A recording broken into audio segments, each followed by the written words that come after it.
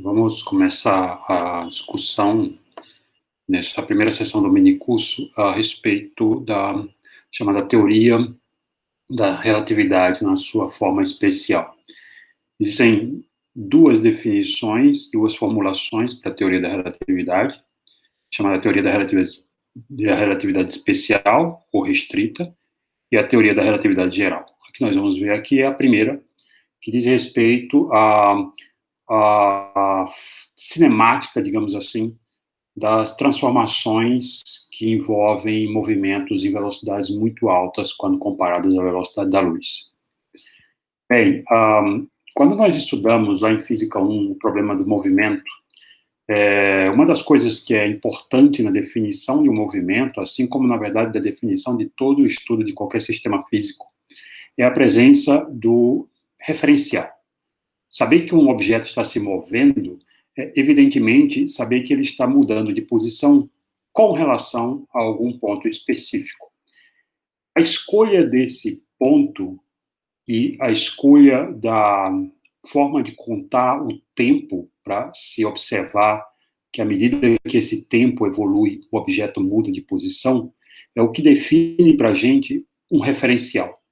Então, nessa figura aqui, eu tenho esse eixo ordenado que serve como um referencial, tendo ele uma origem e uma escala que eu posso observar em relação ao objeto, com o objeto ocupando diferentes posições dessa escala à medida que o tempo evolui, e daí afirmar-se que esse objeto está em movimento. A pergunta que, evidentemente, se põe a observar esse tipo de problema é: a física pode ser estudada a partir de qualquer referencial? Bom, uma das primeiras definições que nós usamos nas leis de Newton, a chamada primeira lei de Newton, na verdade ela estabelece quais são os tipos de referenciais em que essas leis são válidas. E esses tipos de referenciais são aqueles chamados de referenciais iniciais. Bom, mas o que é um referencial inicial? Bom, um referencial inicial é um lugar do espaço em que, uma vez que você coloque nele um objeto, qualquer que seja, um sistema físico qualquer, sob a ação de uma força total nula, isso quer dizer que esse objeto pode estar sob a ação de nenhuma força, ou sob a ação de um conjunto de forças que todas somadas resultam em zero, e se isso acontecer, esse objeto vai ficar em repouso, se ele já estiver em repouso, ou em movimento retilíneo uniforme, se ele já estiver se movendo. Ou seja, esse referencial onde isso acontece é aquele onde é válida a primeira lei de Newton, né, que diz exatamente isso. Bom, então isso quer dizer que determinados referenciais não podem ser qualificados como referenciais iniciais e, portanto, sobre eles as leis de Newton não são verdadeiras. Que tipo de referencial seria esse? Um referencial acelerado, como, por exemplo, o interior de um automóvel, né? O estado do interior de um automóvel, na medida que esse automóvel muda de velocidade, arrancando ou freando, todos os objetos lá dentro vão sentir a presença de uma força mudando o seu estado de movimento. Então, você está parado, por exemplo, dentro do automóvel, mas na medida que ele acelera ou freia, você se move. Né? Mesmo que as forças sobre você, aquelas forças verdadeiras, sejam nulas. Então, esse referencial, ele, evidentemente, não é um referencial inicial. Bom, com relação à descrição de um movimento num certo referencial inicial, a gente pode observar, no exemplo dado aqui no slide, que a dependência, a escolha do referencial, ela vai alterar a maneira como nós vamos enxergar um determinado movimento. Embora, como nós vamos ver, ela não muda as leis que esse movimento deve obedecer. Então, no exemplo que nós temos aqui, imagine que tem um garoto em cima de um automóvel, uma caminhonete, e essa caminhonete se move com velocidade constante com relação a um observador, essa moça que está aí, parada, no solo. Bem, se esse garoto em cima da caminhonete lança para o alto uma bolinha, ele vai observar essa bolinha executar um movimento de subida e descida na vertical. Né? Primeiro um lançamento, na sequência uma queda livre, sob a ação da gravidade. Mas, para a moça que está parada no solo, vendo o garoto lançar a bola dentro da caminhonete, à medida que a caminhonete se move, ela vai enxergar essa bolinha executar uma trajetória diferente de uma subida e descida na vertical. De fato, se ela tivesse que traçar uma curva, essa curva seria uma curva parabólica. Então, para ela, aquela bolinha está executando um movimento tipo de um projétil, e não uma subida e descida na vertical. Essas duas trajetórias, elas vão depender de quem está observando o movimento. Para o garoto, é simplesmente uma subida e descida na vertical. Para a moça, é uma parábola descrevendo um lançamento de projétil, porque no instante em que o garoto joga a bola para o alto, ela tem uma componente de velocidade na direção horizontal, que é exatamente a velocidade com que a caminhonete está se lomovendo. Essa velocidade aqui nós estamos considerando constante, o que faz com que, evidentemente, tanto o garoto quanto a moça estejam num referencial inicial, né? Uma vez que os dois se movem um com relação ao outro com velocidade constante, não tem aceleração. Bom, como eu disse, embora as trajetórias pareçam diferentes para cada um dos observadores, nós vamos ver que as leis de movimento são as mesmas para ambos. Para fazer isso, é preciso saber como relacionar a descrição desse movimento no estado físico do sistema para cada um dos referenciais. Então, vamos olhar aqui para um problema genérico em que eu tenha dois referenciais, um referencial que eu vou chamar de S, onde eu localizo as posições do espaço com coordenadas x, y, z. E um outro referencial, que eu vou chamar de S', cujas coordenadas que localizam aquele objeto no espaço são x', y' e z'. O referencial S tem uma origem O, o referencial S' tem uma origem O'. Então, digamos que eu esteja observando o movimento de uma partícula de massa M, né, que é ilustrada aí por uma trajetória nessa linha pontilhada. Em um determinado instante de tempo, a partícula ocupa uma certa posição, que para o referencial S é localizada pelo vetor R, cujas coordenadas são x, y, z. E para um observador colocado no referencial S', seria ela localizada pelo vetor R', cujas coordenadas são x', y' e z'.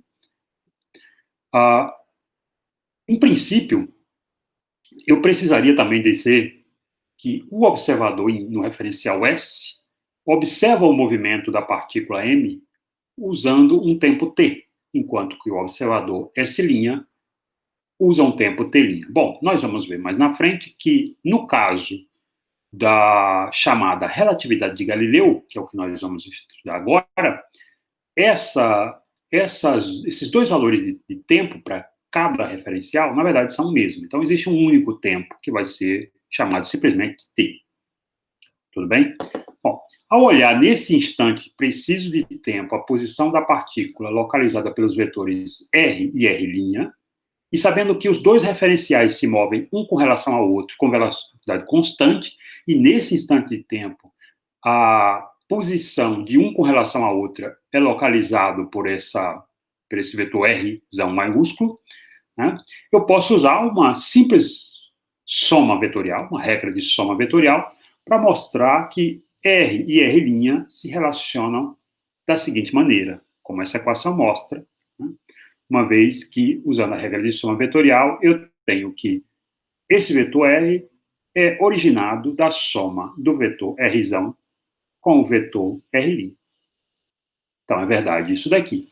E uma vez que os dois referenciais se movem com velocidade v constante, um em relação ao outro, esse Rzão aqui, usando simplesmente o resultado de movimento uniforme, tem que ser igual à velocidade com que os dois referenciais se movem com relação ao outro, vezes o tempo. Observe que, usando essa definição, eu estou implicitamente dizendo que no instante de tempo t igual a zero, os dois referenciais coincidiam. Tá? Então, essa é uma escolha que eu faço, ela não é uma escolha importante para o resultado final, mas é uma escolha que simplifica a matemática no nosso cálculo. Bom, se eu tomo essa equação que relaciona os dois vetores e escrevo essa equação em termos de suas componentes, né? Isso aqui é um vetor, o resultante dessa soma de dois vetores é um vetor, e, evidentemente, ele vai ter uma componente x, uma componente y e uma componente z. Então, na verdade, essa equação representa três equações, uma para cada componente. Então, a componente x do vetor r é igual à componente x do vetor r', x', mais a componente x do vetor r', que é igual a vt, ou seja, é a componente x da velocidade vezes o tempo. A mesma coisa vale para a componente y, a mesma coisa vale para a componente z. Bom, se essa posição da partícula que está se movendo, a partícula m está se movendo, muda no tempo, eu posso querer saber com que velocidade ela muda no tempo. E, ao conhecer como a posição muda em função do tempo, né, eu posso, a partir de uma derivada, obter as velocidades como função do tempo também. Bom, e aí o que eu tenho que fazer? Pegar cada uma dessas equações e derivar com relação ao tempo. Então, a derivada de x com relação ao tempo é o x. E o que é o x? É a velocidade com que a partícula m se move, vista do referencial s, aquele que não tem linha. Enquanto que o x' é a velocidade dessa mesma partícula, mas agora vista do referencial s', aquele cujas coordenadas são x', y' e z'. E a mesma coisa, bom, somado isso com a componente x da velocidade relativa entre os dois referenciais. A mesma coisa, então, vale para as outras duas componentes da velocidade da partícula vista de cada referencial. Bom, se eu tomo essas velocidades, essas equações de velocidades, e derivo mais uma vez no tempo, então o que eu vou obter são as acelerações dessa partícula em cada um dos referenciais, né? Como é que elas se relacionam. Então, se eu derivo o x com relação ao tempo, eu tenho a aceleração, a componente x da aceleração da partícula de massa m, vista do referencial s. Se eu tomo o x' e derivo com relação ao tempo, eu tenho a componente x da aceleração da partícula de massa m, vista pelo referencial s'. E se eu derivo em x a componente, se eu derivo no tempo a componente x da velocidade v', né, que é a velocidade relativa entre os dois referenciais, como essa velocidade é constante no tempo, significa que cada uma de suas componentes também é uma constante no tempo, que faz com que, evidentemente, sua derivada em relação ao tempo seja nula. E isso implica que os dois referenciais vão concordar com relação às acelerações da partícula, as componentes da aceleração da partícula, e, portanto, a aceleração da partícula vista pelo referencial s é igual à aceleração da partícula vista pelo referencial s'. Bom, nós sabemos, nos resultados para uma partícula de massa constante, a segunda lei de Newton diz que a força é igual ao produto da massa dessa partícula vezes a sua aceleração. Então, se eu resolvesse olhar para como é a força sobre essa partícula no referencial s', significaria calcular um produto da massa da partícula vista nesse referencial, que eu vou chamar de m', vezes a aceleração da partícula nesse referencial, que eu vou chamar de a'. Bom, mas a mudança de referencial, evidentemente, não muda a massa da partícula. A massa da partícula é uma propriedade intrínseca dela, não depende do referencial. Mas a aceleração pode mudar. Bom, mas nosso resultado aqui é que se os dois referenciais se movem um em relação ao outro com velocidade constante, são referenciais iniciais, então essa aceleração também não muda. O que quer dizer, portanto, que a força observada por cada um dos referenciais é a mesma. E o que é que isso implica? Que as leis de Newton vão ser iguais nos dois referenciais. Então, as leis de movimento, que são determinadas pelas leis de Newton, não vão depender se eu estou no referencial S ou no referencial S'. Isso é o que nós chamamos de invariância por uma transformação de coordenadas. Então, nesse caso, nós dizemos que as leis de Newton são invariantes pela transformação de Galileu. Ou seja, elas não mudam com essa mudança de coordenadas estabelecida por essas relações, chamadas de transformações de Galileu. Bom, isso implica, para nossa sorte, que não existe um referencial privilegiado onde só nele as leis de Newton são verdadeiras. Né? Se isso fosse verdade, talvez nós tivéssemos que estabelecer uma lei de movimento para cada um dos referenciais. Isso seria terrível, porque significaria que nós não saberíamos dizer se nós estamos usando ou não corretamente as leis de movimento a partir do referencial onde nós estamos.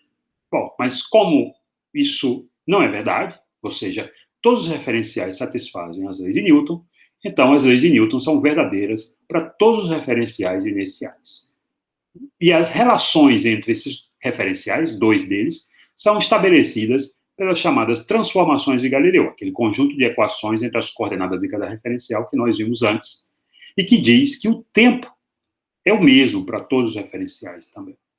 Observe que, se por um acaso a derivada dessas velocidades não fosse constante, essas velocidades relativas, as componentes das velocidades não fossem constantes, o que significaria haver uma aceleração de um referencial com relação ao outro, essa igualdade entre as forças não aconteceria.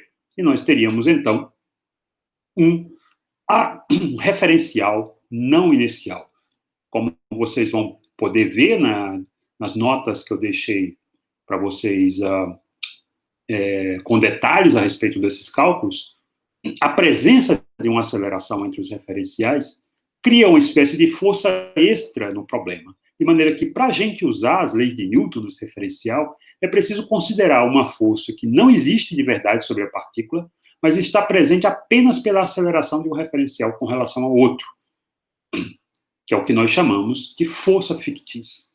Essa força fictícia é aquela força que você sente justamente no automóvel a ser empurrado devido à aceleração dele. Bom, mas além das leis de Newton, existem outras relações muito importantes que nós precisamos usar para descrever fenômenos naturais. Um desses fenômenos são os fenômenos eletromagnéticos. E os fenômenos eletromagnéticos, como nós aprendemos em Física 3, eles são regidos, eles são descritos pelas chamadas equações de Maxwell.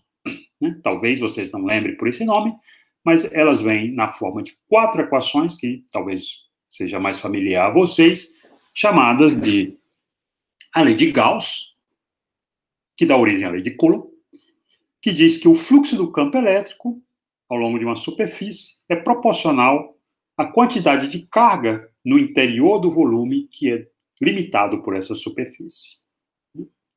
A segunda lei de Maxwell é aquela que diz que o campo magnético ele não tem monopolos, ou seja, não existe uma carga magnética isolada, positiva e de uma negativa. Então, no caso dos ímãs, um magneto, né, nós não temos cargas positivas e negativas, nós chamamos lá de polos norte e sul. Mas essa equação implica, como nós sabemos através dos experimentos que a natureza nos dá, que qualquer ímã, por mais que ele seja secionado, sempre terá um polo norte e um polo sul. É impossível separar esses dois polos, e é isso que essa equação determina. Não existe um monopolo magnético. A terceira equação, aqui colocada tanto como as outras duas na sua forma diferencial, na forma de derivadas, e na sua forma integral, que é a forma mais convencionalmente usada nos cursos de Física 3, ela é a lei da indução de Faraday, que diz para a gente que a variação do fluxo do campo magnético é proporcional a uma FEM induzida, ou seja, variando o fluxo do campo magnético, nós criamos uma corrente induzida, né? Uma diferença de potencial induzida que originará uma corrente induzida. Então, o campo magnético está associado ao campo elétrico. É isso que essa equação, no final das contas, nos diz. E a outra e última equação é a lei de Ampère, que faz o oposto. Ela diz para a gente que, a partir de uma corrente elétrica, eu posso gerar um campo magnético. Isso é um dos resultados que nós aprendemos lá em Física 3, que veio a partir do experimento de Ørsted, aquele experimento famoso em que o professor, ao preparar uma aula de Física 3, fez passar uma corrente numa espira e notou que a bússola que ficava ao lado dessa espira, no momento em que ele ligava a corrente elétrica, ela defletia, indicando que aquela corrente elétrica gerava um campo magnético. Bom, no curso de Física 3, essa equação aparece apenas com o lado esquerdo e o primeiro termo aqui do lado direito. Não aparece esse segundo termo aqui, que envolve o fluxo do campo elétrico. Esse termo, ele foi posto mais tarde por James Clerk Maxwell como uma correção a essa relação. Então, ele serve, e ele não aparece nos problemas que nós resolvemos em Física 3, porque os campos elétricos lá não têm um fluxo variando no tempo, mas quando o fluxo do campo elétrico muda no tempo, então, esse fluxo do campo elétrico, também variando no tempo, gera um campo magnético. Simetria ao que acontece na lei de Faraday, quando a variação do fluxo do campo magnético gera um campo elétrico. Tá? Aqui a variação do fluxo elétrico gera um campo magnético. Bom, então, essas são as 4 equações de Maxwell, aqui escritas na sua forma diferencial. Nós vamos precisar usar, nós não vamos entrar em detalhes a respeito da matemática aqui, o que é importante para a gente é o seguinte: se eu considero uma condição de vácuo, ou seja, uma região do espaço em que eu vou avaliar como os campos elétrico e magnético se comportam, mas assumindo que nessa região do espaço não existe nenhuma matéria. Se não existe matéria, não existe carga elétrica, naturalmente, e não existe corrente elétrica, que são cargas elétricas em movimento. Então, se não existe corrente elétrica nem carga elétrica, ρ é igual a zero e J é igual a zero. Então, as nossas equações para os campos elétrico e magnético, nossas 4 equações de Maxwell, elas ficam simplificadas pela forma mostrada aqui à direita, né, onde J é igual a zero e ρ é igual a zero. Vocês observam que elas têm uma forma mais simétrica em relação àquela do caso geral. Bom, é possível mostrar, e eu mostro isso nos detalhes lá dos cálculos, que fazendo uma manobra entre essas equações aqui, uma álgebra simples, usando algumas propriedades de operadores vetoriais, é possível transformar essas 4 equações em uma equação para o campo elétrico e uma equação para o campo magnético. E essas equações, essas 2 equações, tanto para o campo elétrico quanto para o campo magnético, elas assumem essa forma, mostrada aqui à direita, que é exatamente a forma geral da equação da onda, aquela equação que determina como uma onda, uma forma de uma onda evolui no tempo, que a gente vê em Física 2. E, associado a esse termo que multiplica a derivada no tempo, na equação geral da onda, nós temos 1 sobre o quadrado da velocidade dessa onda. Bom, então, essa velocidade dessa onda, que onda é essa? É uma onda que representa a propagação do campo elétrico e do campo magnético. E essas ondas, elas têm velocidades associadas a essas constantes aqui, constantes da natureza, né? Constantes ligadas ao comportamento do campo elétrico e do campo magnético, que são as constantes determinadas pelas equações de Maxwell. Bom, se nós tomarmos os valores dessas constantes, que são valores conhecidos, nós observamos que essa velocidade dessas ondas de campo elétrico e campo magnético, essa velocidade é exatamente a velocidade da luz. Então, isso significa que a luz é simplesmente uma perturbação criada pela propagação desses campos elétricos e magnéticos no espaço. Então, nós juntamos aqui um termo de ótica, que é a luz, ao comportamento do campo elétrico e magnético.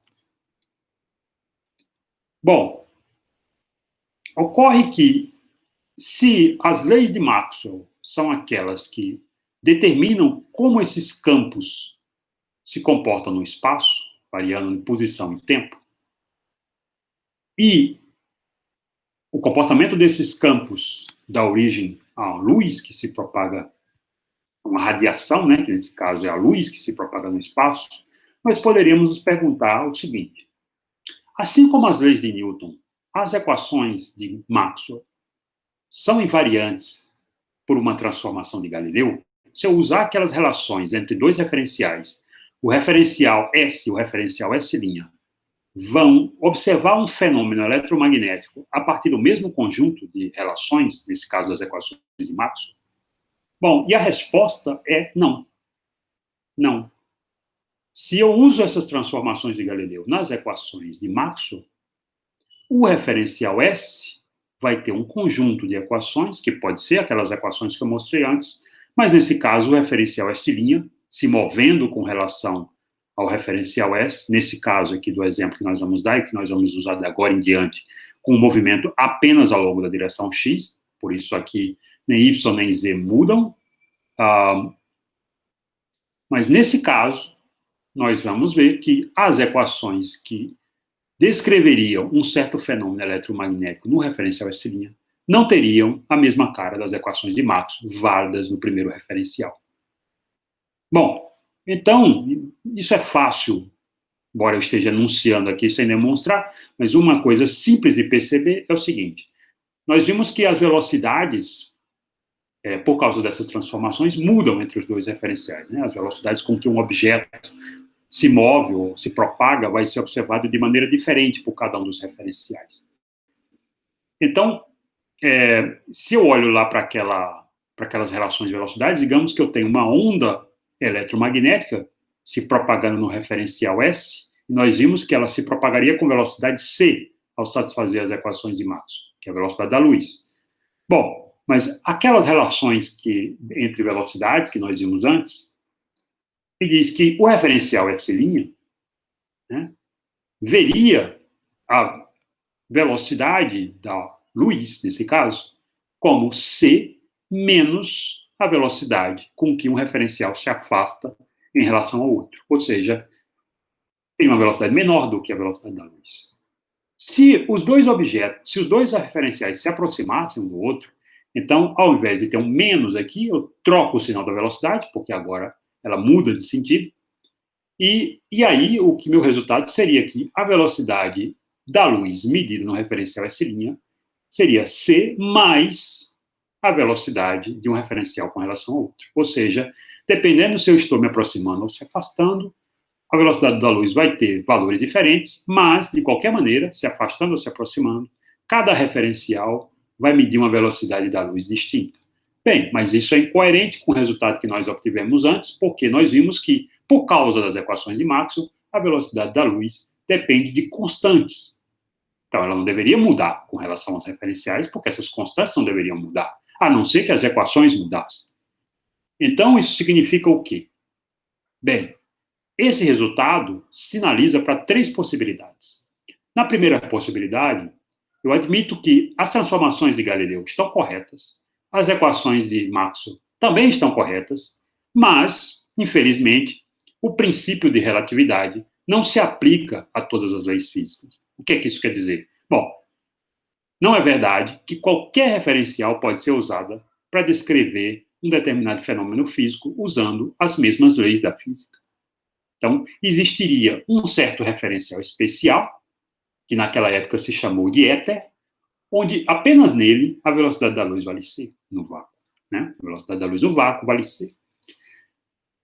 Bem, a outra possibilidade é que esse princípio da relatividade é verdadeiro, ou seja, todas as leis físicas devem valer em quaisquer referenciais iniciais, mas as transformações, o princípio da relatividade está correto, as transformações de Galileu também estão corretas, mas as equações de Maxwell estão erradas. Elas não estão na forma completamente correta, elas precisam ser modificadas. A terceira hipótese é que o princípio da relatividade se aplica a todas as leis físicas, as equações de Maxwell também estão corretas, mas as transformações de Galileu não. Bom, experimentos mostraram que a primeira e a segunda hipótese não podem ser verdadeiras. Elas não estão em acordo com os resultados desses experimentos. Não foi medido o tal éter e as equações de Maxwell passam satisfatoriamente por todos os testes feitos sobre elas. No entanto, isso nos deixa, então, uma terceira possibilidade. Ou seja, nós vamos ter que admitir que o princípio da relatividade é verdade, as equações de Maxwell são verdadeiras, o que está errado são as transformações de Galileu. Bom, esse foi exatamente o caminho seguido por Einstein, que em 1905 escreve esse artigo em que ele enuncia dois postulados. O primeiro postulado diz exatamente que as leis físicas são as mesmas em todos os referenciais iniciais. Isso quer dizer que ele está dizendo que o princípio de relatividade é verdadeiro. E o segundo postulado, que Einstein enuncia, é que a velocidade da luz no vácuo, que vale c, é a mesma em todas as direções e em todos os referenciais iniciais. E é independente do movimento da fonte que emite essa luz. Ou seja, qualquer observador no espaço de vácuo vai medir a propagação da luz com a velocidade c. Não importa se ele está em movimento uniforme com relação a outro observador ou se o objeto que emite essa luz está em movimento. Ela vale c em todos os referenciais. Bom, então, para dar conta desses dois postulados, é preciso de um novo conjunto de transformações entre as coordenadas dos referenciais. Esse conjunto de equações é o que nós chamamos de transformações de Lorentz. Elas assumem essa forma, mostrada aqui, para o caso em que um referencial se move com relação ao outro apenas ao longo da direção x, assumindo que no instante de tempo t igual a zero, ambos os referenciais ocupavam o mesmo lugar, eles coincidiam. Observe que a consequência agora de adotar esse conjunto de transformações que satisfazem aqueles dois postulados de Einstein é uma coisa surpreendente. O tempo agora também muda entre os referenciais. Ele não vale mais a mesma coisa para todo o espaço. Cada referencial vai medir um tempo distinto. Bom, isso parece um contrassenso, mas nós vamos ver que os resultados dão validade a essa hipótese. Então, só recapitulando, simbolicamente, nós podemos dizer o seguinte, que para o universo de Newton, aquele lá onde vale as transformações de Galileu, o tempo é uma grandeza comum a qualquer referencial colocado no espaço. Ele não depende do referencial. Já no universo einsteiniano, digamos assim, o tempo passa a ser como as coordenadas espaciais dos referenciais. Cada referencial tem que ter o seu próprio tempo. Então, agora, a descrição de um fenômeno com relação a um referencial, ele tem que carregar 4 informações. As posições x, y, z e uma posição temporal t, determinada por aquele referencial onde a medida é feita. Então, o nosso espaço agora não é mais tridimensional, ele é quadridimensional. Bom, essa relatividade do tempo, dependência do tempo com referencial, gera uma série de consequências. A primeira dessas consequências é a forma como nós enxergamos a simultaneidade de dois eventos. Bom, o que é que nós chamamos de simultaneidade? Simultaneidade, grosso modo falando, é uma situação em que dois eventos ocorrem ao mesmo tempo. Né? Bom, e como é que nós podemos quantificar que dois eventos acontecem ao mesmo tempo? Então, uma maneira de fazer isso é a seguinte. Imagine que eu tenha, num certo referencial, tá, um ponto A, onde num certo instante de tempo T1, um sinal luminoso é emitido. Num ponto B, no instante de tempo T2, um sinal luminoso é emitido. Essa luz é uma onda, como nós vimos, que vai se propagar no espaço. E se por um acaso esses instantes de tempo T1 e T2 são iguais, ou seja, se por um acaso os dois eventos, a emissão desse impulso luminoso nos pontos A e B, foram eventos simultâneos, então eu chegarei à conclusão que o sinal luminoso de A e de B se encontrará no ponto intermediário entre os pontos A e B, que nesse desenho aqui é o ponto C.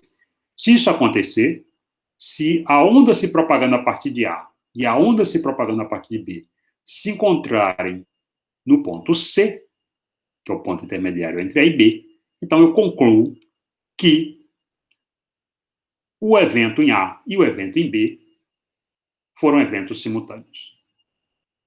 Bom, mas agora imagine que essa mesma coisa acontece vista por um referencial diferente que se move com relação a A e B com uma certa velocidade constante, como mostra aqui a nossa ilustração. Então, novamente, um pulso luminoso é emitido em A, em tempo t1, um pulso luminoso é emitido em B, num tempo t2, e aí eu tenho um carrinho aqui, onde eu coloco o meu outro observador, então esse aqui é o meu segundo referencial linha, onde no instante de tempo inicial, tá? Instante de tempo t0, os pontos A coincidia com o ponto A', e o ponto B coincidia com o ponto B', e o ponto intermediário C coincidia com o ponto intermediário C' no referencial linha. Bom, aí esse referencial começa a se mover com velocidade constante para a direita, e naqueles instantes de tempo T1 e T2, os pulsos luminosos são emitidos. Evidentemente, se o objeto se move para a direita, o pulso luminoso emitido em B chegará no ponto C', que é o ponto intermediário entre A' e B', antes do pulso luminoso emitido em A. E, para alguém que está parado, esses dois eventos são simultâneos. Mas para alguém que está se movendo no referencial S', esses dois eventos não são simultâneos, porque os pulsos chegam em momentos distintos no ponto C. B chega antes de A. Então, o conceito de simultaneidade agora não é o mesmo para todos os referenciais. E nós podemos afirmar com isso que dois eventos que são simultâneos num certo referencial, como aqui o referencial S, aquele que estava parado, eles não vão ser simultâneos em nenhum outro referencial inicial que se mova com relação a esse primeiro referencial. Claro, se o nosso referencial S' continuasse parado, como no estado inicial, coincidindo com o referencial S, então, claro que, nesse caso, os eventos também seriam simultâneos. Mas em qualquer outro referencial que se mova com relação ao primeiro, isso não vai acontecer. Uma outra consequência curiosa é o que nós chamamos de contração espacial. Bom, vamos supor que eu tenha um objeto, sei lá, um retângulo aqui, um pedaço de madeira, de repente, que eu quero medir o comprimento. E eu vou medir esse comprimento num certo referencial, meu laboratório. Tá? Aí, para medir esse comprimento, eu localizo as extremidades desse objeto, que em relação à minha origem, no referencial que eu vou chamar de S', ocupam as posições x1' e x2'.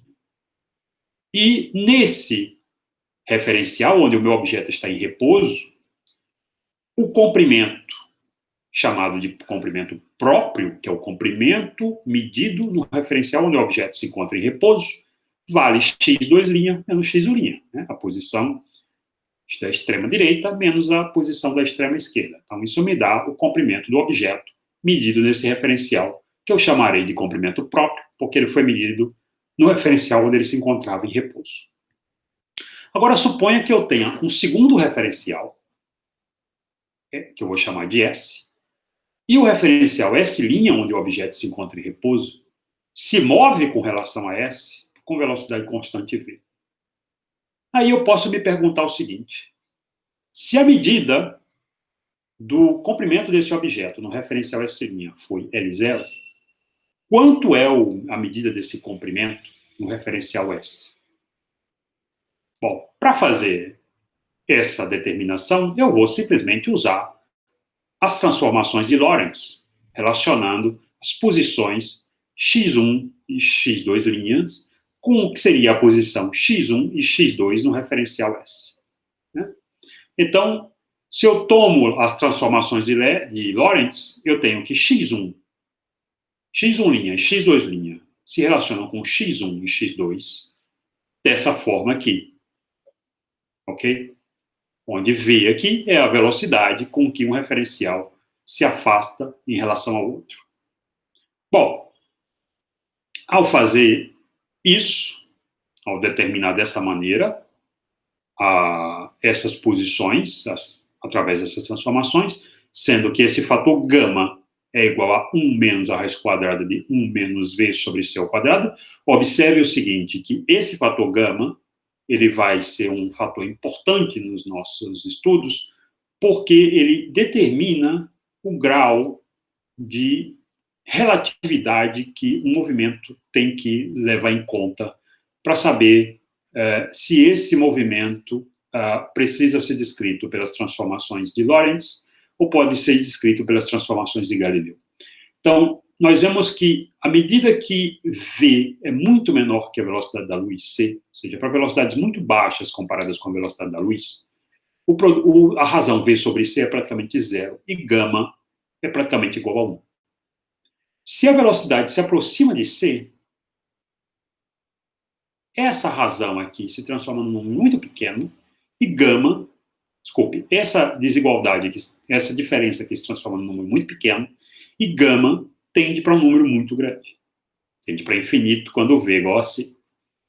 Então, 1 é um limite de baixas velocidades e de acordo com as transformações de Lorentz, se gama é igual a 1, as minhas transformações voltam a ser as transformações de Galileu, né? Se V sobre C é um número muito pequeno, esse fator aqui é praticamente 1, então x' igual a x menos vt, y igual a y, z igual a z, e t', já que V sobre C é muito pequeno, esse termo aqui, V sobre C ao quadrado, vai ser quase zero, e esse termo aqui vai ser quase 1. Então, t' igual a t, o que significa que as minhas transformações de Lorentz se transformam nesse limite nas transformações de Galileu. E, portanto, eu não preciso ter em conta esses efeitos que a gente chama de relativísticos, que só vão ser importantes quando V for próximo de C, ou seja, quando gama for um número suficientemente alto. Né? Para gama muito perto de 1, as transformações de Galileu são bastante. Bom, mas voltando ao nosso problema. Então, uma vez que x1, x2 e x1' e x2' são relacionados dessa maneira, eu posso subtrair uma equação da outra, então eu tenho x2' menos x1' igual a gama x2 menos x1, esse termo do VT se cancela, e x2' menos x1' é o que eu chamei de comprimento próprio, comprimento do objeto medido no referencial onde ele está em repouso. Eu vou chamar de L o comprimento do objeto medido no referencial S, que se afasta em relação ao referencial S'. E aí eu vou ter, portanto, que L vai ser igual a raiz quadrada de 1 menos V sobre C ao quadrado vezes L0. Bom, mas esse fator dessa raiz quadrada, evidentemente, é um número menor que 1. Então, significa que L vai ser um número menor que L0. Ou seja, para alguém colocado no referencial S, o comprimento daquele pedaço de madeira é menor do que para alguém que mede esse pedaço de madeira no referencial em que esse pedaço está parado. Isso, portanto, diz para a gente que o espaço está se contraindo. Então, esse resultado é chamado de contração de Lorentz-Fitzgerald. Tá? Um outro resultado curioso é aquele da dilatação temporal. Então, uma vez que o tempo agora depende dos referenciais, nós vamos ver que também um efeito sobre o tempo ocorre na medida em que nós fazemos mensurações de fenômenos que ocorrem vistos em diferentes referenciais. Então, vamos imaginar o seguinte, digamos que eu tenho dois eventos, tá? O evento A e o evento B. Esses eventos são medidos a partir de dois referenciais, o referencial S e o referencial S', sendo que S' se move com velocidade constante em relação a S, tá? Ao longo da direção X, como nós vemos adotando aqui. Em cada um desses referenciais, as coordenadas que localizam esses eventos são as seguintes. Então, o evento A é localizado no referencial S pelas coordenadas XA e TA. O evento B pelas coordenadas XB e TB. O evento A é localizado no referencial S' por X, a linha A, e T, a linha A. e o evento B por x' B e t''B. Tá? Esses eventos, bichos aqui no referencial S', poderiam ser, por exemplo, a posição dessa partícula ocupada em dois instantes de tempo, TA e TB, diferentes posições do referencial S'. Tá? Então, vamos fazer o seguinte, vamos tomar aquela relação de tempo lá das transformações de Lorentz e tomar diferenças, né? Então, no lugar onde tem t, eu vou colocar ΔT, que é uma diferença de tempo, ΔT' e ΔX'. ΔT aqui é simplesmente a diferença de tempo entre os instantes em que ocorrem os eventos A e B. ΔT' a mesma coisa, medida no referencial S'. E ΔX' é a diferença de posições entre os dois eventos no referencial S'. Tá? Bom, para simplificar o nosso cálculo, vamos supor que os dois eventos ocorram na mesma posição do espaço. Então, diferente aqui da nossa ilustração, eu tenho uma situação que os dois casos, A e B, acontecem na mesma posição. Poderia, por exemplo, ser a chegada de dois raios na posição, digamos, de origem, nesse primeiro caso aqui. Vai acontecer em dois instantes de tempo, medidas no referencial S', mas ambos os fenômenos acontecem na mesma posição espacial.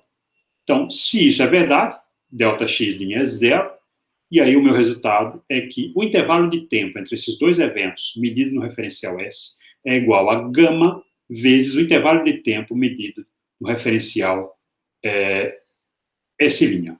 E nós vamos dizer que esse tempo medido no referencial S', que é aquele referencial onde os dois eventos acontecem na mesma posição, é chamado de tempo próprio. E eu vou sinalizar esse tempo próprio pela letra grega tal.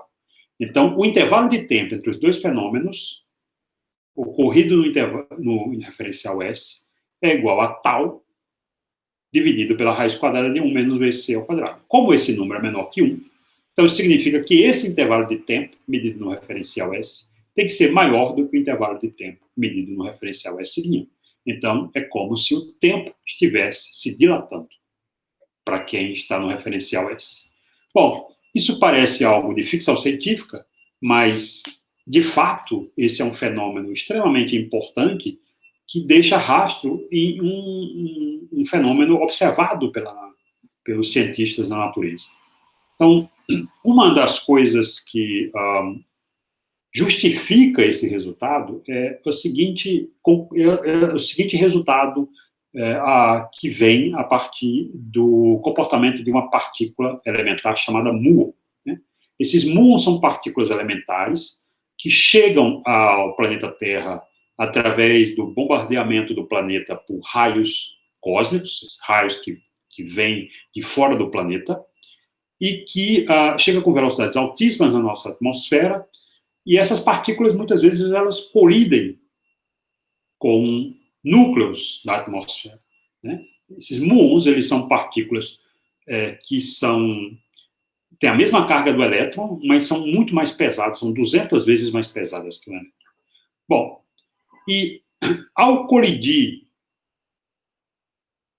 quando os raios cósmicos colidem com os núcleos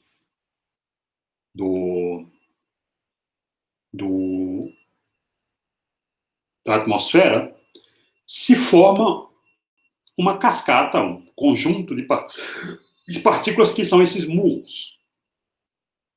Então, eles se formam no alto da atmosfera. Bom, mas se esse muon, passado um certo tempo, um intervalo de tempo, ele acaba se desintegrando em outros tipos de partículas. Então, ele tem um tempo de vida que nós chamamos de vida média, onde ele é estável. Depois desse tempo, ele desaparece, se transforma em outras partículas. Bom, em repouso no laboratório, esse tempo é estimado em 2,2 microsegundos. Então, se nós considerarmos que essas partículas viajam a velocidades muito altas, por volta de 99% da velocidade da luz, então, o intervalo de tempo necessário para se desintegrar, né, de 2,2 microsegundos, seria suficiente para que elas percorressem um espaço dado pelo produto da velocidade delas vezes esse tempo, igual a algo por volta de 660 metros. Bom, mas se elas se formam lá no alto da atmosfera e percorrem só 660 metros antes de se desintegrar, nenhuma partícula chegaria à superfície terrestre. Nós não deveríamos medir esses muons na superfície da Terra. No entanto, elas são medidas. E por que elas são medidas? Justamente por causa desse efeito relativístico sobre o tempo. Uma vez que elas viajam a velocidades muito altas, então esse tempo, que é o tempo próprio delas, o tempo onde, medido no referencial próprio delas, no laboratório, onde elas estão em repouso, deve ser reescalado, né? Deve ser recalculado para o referencial da Terra, usando aquela transformação sobre os tempos. Então, ao invés de ter tal, eu teria gama vezes tal, né? Com essa velocidade da ordem de 99% da velocidade da luz, gama é algo por volta de 7,1. Isso faz com que, ao invés de percorrer 660 metros, a partícula percorra, antes de se desintegrar, 4,8 quilômetros, o que é o suficiente para que ela se forme no alto e chegue até a superfície da Terra, a ponto de ser mensurável. Então, a mensuração, a detecção desses muons por laboratórios na superfície terrestre são um indicativo do efeito dessa dilatação temporal que ocorre por conta das transformações de Lorentz. Bom, um outro tópico que eu detalho melhor nas notas é a respeito de como a gente viu, como a partir das transformações de posição entre dois referenciais que se movem um com relação ao outro, eu poderia encontrar as transformações de velocidade de um referencial com relação das componentes da velocidade medidas em cada referencial. Bom, a mesma coisa pode ser feita aqui usando as transformações de Lorentz. Então, essa é uma tarefa simples, como eu disse, os detalhes estão lá, mas o nosso resultado final é que as componentes da velocidade se modificam dessa maneira aqui, né, aqui para o referencial linha em relação ao referencial semi, o referencial S, e que dessas transformações de velocidade nós concluímos duas coisas. Uma, se a velocidade com que o referencial S se move com relação ao referencial S' for muito menor que a velocidade da luz, então esses termos aqui desaparecem, gama vai para 1, e as nossas transformações são exatamente iguais às transformações observadas nas relações de Galileu, como tem que ser. Então, em velocidades baixas, valem as transformações de Galileu. Em velocidades altas, próximas à da luz, eu tenho que fazer uso das transformações de Lorentz. Outro resultado curioso é que, se um objeto que está se movendo for um feixe de luz, então ele se move com velocidade c, né, digamos, ao longo apenas da direção x, então, evidentemente, as duas outras componentes são zero. Então, eu vou observar que, se a velocidade é c no referencial, ela tem que ser c no outro referencial também. Então, a velocidade da luz, em qualquer referencial, valendo, portanto, o segundo postulado de Einstein, é a mesma. Né? Isso é curioso, porque um exercício mental que a gente pode fazer aqui é que, se você corre ao lado de um feixe de luz com a mesma velocidade dele, na física usual, a física clássica, como nós estamos acostumados, se eu corro ao lado de um automóvel com a mesma velocidade dele, a velocidade desse automóvel medida por mim vai ser zero, porque nós estamos o tempo todo relativamente um ao outro na mesma posição. No entanto, para a luz, isso não é verdade. Vocês veem que, mesmo que a minha velocidade v seja igual à velocidade da luz, ainda assim, a velocidade do feixe de luz continuará sendo c. Não, ele não vai estar parado com relação a mim. Qualquer referencial enxerga esse feixe viajando com velocidade igual a c. Bom, para nós terminarmos essa exposição sobre essas mudanças que a teoria relativística de Einstein trouxe a resultados da física clássica, eu vou apresentar dois outros casos, que são a maneira como muda o momento linear e a energia no sistema. Bom, aqui eu não vou mostrar, mas a forma de definir o momento linear para que aquela primeiro postulado de Einstein seja verdadeiro, ou seja, todas as leis de movimento têm que ser iguais em quaisquer referenciais iniciais, me leva a redefinir P dessa forma aqui. Então, ao invés de P ser massa vezes a velocidade da partícula, ele agora é corrigido por esse fator gama.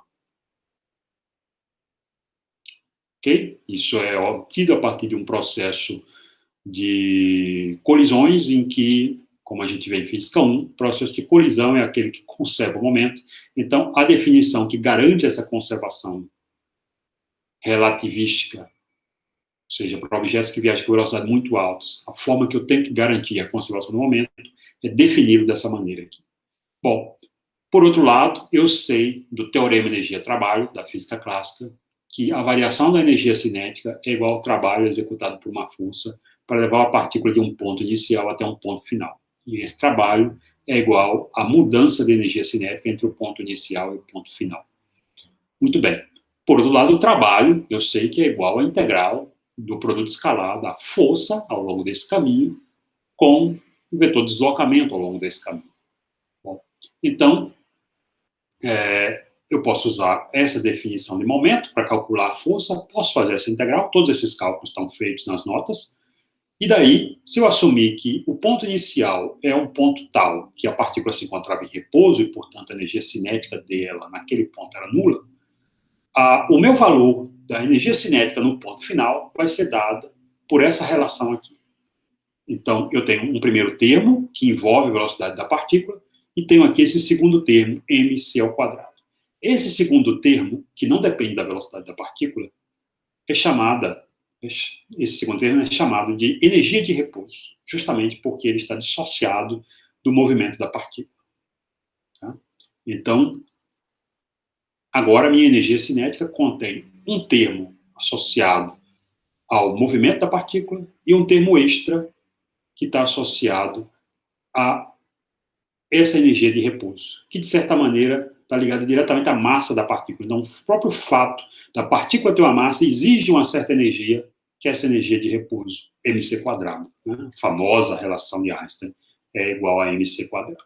Bom, e a energia total dessa partícula, então, é definida como a soma da sua energia cinética com a energia de repouso. Isso quer dizer que essa energia total é gama vezes mc ao quadrado.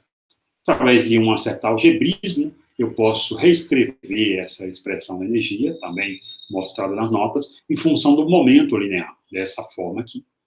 O que faz com que eu possa usar essa expressão para calcular a energia em dois casos. Aquele das partículas que estão em repouso, evidentemente não tem momento linear, e, portanto, a sua energia é a energia de repouso, é igual a mc quadrado, e as energias das partículas que não têm massas, como, por exemplo, o fóton, né? A partícula de luz, que não tem massa é zero, e sua energia, então, é P vezes C.